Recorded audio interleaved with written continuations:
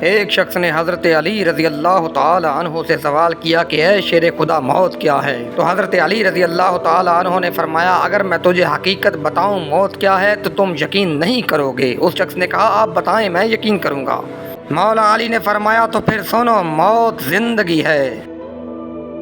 یہ بات سن کر وہ شخص خاموش ہو گیا۔ پھر اس نے کہا کہ یہ کیسے ہو سکتا ہے کہ انسان کی موت اس کی زندگی ہو؟ پھر حضرت علی نے فرمایا اچھا تو بتاؤ جب تم دنیا میں آئے تھے تو کس حالت میں آئے تھے؟ تو اس نے کہا میں تو کیا ہر انسان ہی جب آتا ہے دنیا میں تو روتا ہوا آتا ہے۔